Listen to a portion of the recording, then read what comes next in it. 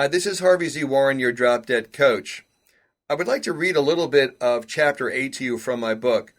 It's an important preface to understand exactly why a debt settlement letter is so important, what the details of that debt settlement letter should be, and how that's going to resolve your problem permanently. Practicing what I preach. Communicate honestly with your creditor is the fundamental principle I teach to consumers in trouble. It has helped thousands of people to resolve their credit challenges themselves, including me. Yes, practicing what I preached helped me accomplish compromises with two creditors, MBNA and Bank of America. It was a very straightforward matter for me to call my creditors before they called me and respectfully explain to them that I could no longer pay down the high balance credit cards that I had taken responsibility for at the time of my divorce 2 years earlier. I had been systematically paying down both cards with all the income that remained after my alimony payments. Divorce and unemployment are both considered genuine hardships as part of the overall collection policy of most banks, according to the conversations I have had with the collection supervisors at both of those banks. In the case of Bank of America, I owed them slightly less than $25,000 on a card my ex-wife and I used during the time of our separation, regrettably amassing a large debt. I told Bank of America that I had gotten commitments from family to help me with a settlement. I promised that I would immediately pay them a little over $8,000 if they would cancel the remaining $17,000 of debt. I further told them that if I could not get these concessions, my family would withdraw the offer and I would have no option except to file for bankruptcy. This was just prior to bankruptcy reform being enacted, but I have no doubt that today the results would be just the same. Within 30 days, I had a settlement letter in my hands outlining what I had to do in order for the bank to cancel the remaining debt, $17,000 worth of debt. That is the side of banking and collection that rarely gets reported in the media, the fair-minded and caring side that holds the keys to your successfully resolving your debts without bankruptcy. The first step, communicate honestly with your creditors, which brings us to Lesson 17 in the Drop Dead book. Get the settlement agreement in writing and keep it safe. So now down to the real nitty-gritty. What actually is in that settlement letter? What should you be looking for?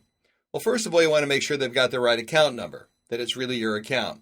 Second of all, you want to make sure that the amount that you owe them is correctly listed and the amount that they're settling for is correctly listed. Mind the terms and the expiration date. That's very important. If you make an agreement with these folks to pay them in one shot, they're going to expect you to make one payment. If you agree to make 20 payments, they're going to expect you to make all those payments on time. Settlement letters typically have an expiration date, and it's not often long, maybe a week or two. If you decide it's something you can't do or you don't want to do, or it sounded like it was a good idea at the time, but now that you're looking at it, I don't think so, you need to inform your creditor of that before the expiration date so that they don't get the idea that you're not to be trusted. They want to know that you're a serious person. That means to settle your debt. If they made you an offer, you either need to reject it or accept it. Silence is not a good thing. Additionally, if you're in the middle of your installment payments and your economics worsen, you want to make sure you inform your creditor immediately before a payment is missed. Trust and commitment to the settlement agreement goes away almost instantly when a payment is missed and trust ends. Be very careful about that. This is very, very critical information. Let me talk a second about keep it safe and why this is so important. It's not unusual for debt buyers to purchase a package of debt and have your debt inadvertently or sometimes intentionally included in it, even though you've made a settlement.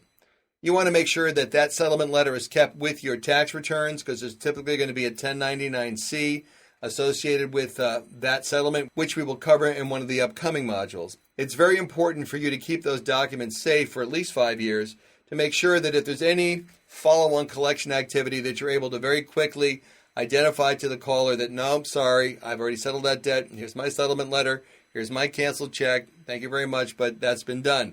Also, this is another very, very important aspect of monitoring your credit. You want to make sure that you're auditing and verifying that your credit is correct, with Credit GPS, for example, to make certain that those payments have been logged correctly onto your credit report, that those credit balances are showing zero, and that is designated as paid in full, paid as agreed, settled as agreed. Some designation like that is attached to that account at a zero balance. That will also help you to identify to any follow-on creditors that may call you and say, hey, wait a second, this debt's never been paid.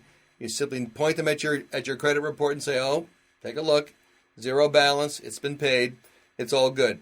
These are all the very important tips that you need to know about a settlement letter. The most important of which, before I go, is to remind you, before you send any money to a creditor, make sure you have your settlement in writing and you have it signed, and you know for certain that the collection agency is going to accept your payments as detailed in that letter.